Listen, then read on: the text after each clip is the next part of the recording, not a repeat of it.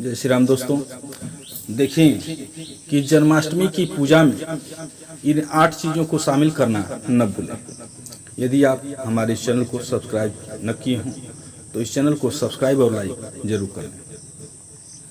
भगवान कृष्ण का नाम आते ही हमारे मन में भगवान की बाल और युवा अवस्था की सुंदर छवि उभर कर आती है। मस्तक पर शोभायमान मोर पंख और उनके अधरों पर बांसुरी मानो भगवान साक्षात रूप में हमें दर्शन दे रहे हैं। जन्माष्टमी की पूजा में भगवान का श्रृंगार भी अहम माना जाता है।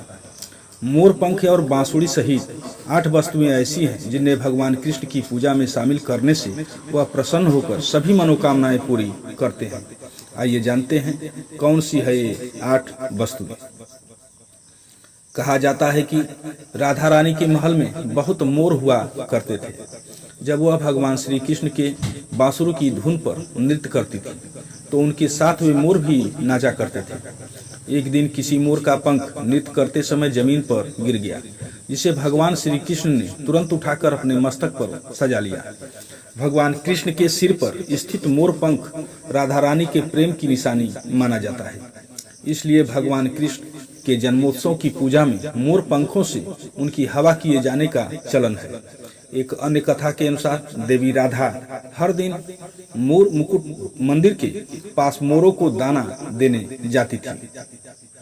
एक बार जब देवी राधा वहां पहुंची तो एक भी मोर नहीं था। राधा रानी उदास हो गई।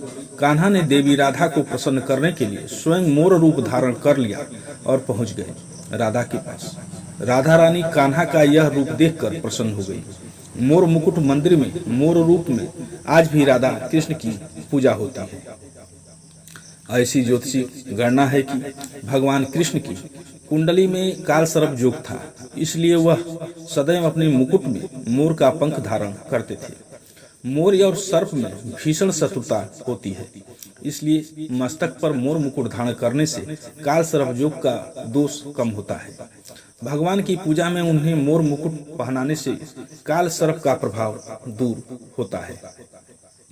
भगवान राम की पहचान धनुष है तो श्री कृष्ण की बंसी। भगवान कृष्ण की बांसुरी की मधुर धुन सुनकर गोपियां उनकी ओर खींची चली आती थी। भगवान की बंसी प्रेम और आनंद का प्रतीक है।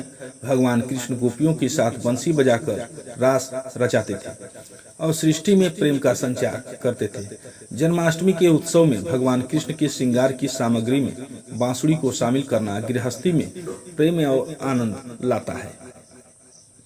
नंद के लाल गोपाल को माखन अति प्रिय है।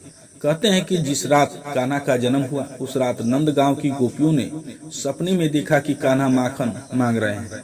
नंदलाल को माखन इतना प्रिय था कि वह बचपन में गोपियों की मटकियों से माखन चुरा कर खा लिया करते थे, जिसकी वजह से इनका एक नाम माखन चोर भी है। भगवान के भोग में माखन मिश्री को अवश्य शामिल करना चाहिए। प्रेम पूर्वक माखन मिश्री का भोग लगाने से आरोग्य की प्राप्ति होती है। भक्ति भाव के भूखे बाल गोपाल को जन्माष्टमी पर झूला झुलाने की परंपरा चली आ रही है। यह ठीक उसी प्रकार से है जैसे बच्चे के जन्म के बाद उसे पालने में झुलाने से आनंद की प्राप्ति होती है। उसी प्रकार भक्तजन अपने प्रभु के बाल स्वरूप को पालने में झुलाकर भक्ति के परम सुख को प्राप्त करते हैं। भगवान को झूला या पालना भेंट करने से प्रेम और आनंद की प्राप्ति होती है। जन्मोत्सव के वक्त भगवान के बाल स्वरूप को पंचामृत से स्नान कराने के पश्चात पीले रंग के नए वस्त्र पहनाए जाते हैं। अगर आप भी इस बार जन्मोत्सव मनाने की तैयारी कर रहे हैं तो पूजा की आवश्यक सामग्री में पीले वस्त्र भी शामिल करें। भगवान को पीताम्बर वस्त्र अति प्रिय है। यह प्रेम और वैराग्य का प्रतीक है। भगवान कृष्ण का निवास गोलोक माना जाता है। गाय भगवान के सहचर हैं। भगवान श्री कृष्ण के साथ पूजा में बछड़े के साथ गाय की पूजा करना सुख समृद्धिदायक माना जाता है। पुराणों में गाय को धर्म का प्रतीक माना जाता है। भगवान धर्म रूपी गौ के रक्षक हैं। भगवान कृष्ण ने महाभारत के युद्ध के दौरान अपने प्रिय सखा और पांडवों में श्रेष्ठ धनुर्धर अर्जुन को गीता का उपदेश दिया था। गीता मोह से निकलकर संसार को देखने का मार्ग बताती है। इसे भगवान श्री कृष्ण की वाणी कहते हैं, जो मनुष्य को मुक्ति का मार्ग और कर्म पथ पर चलने का ज्ञान देती है। इसलिए भगवान की पूजा में गीता की पोथी जरूर रखना चाहिए। और रात में जागरण करते हुए गीता का पाठ करना चाहिए। जय श्री राम दोस्तों।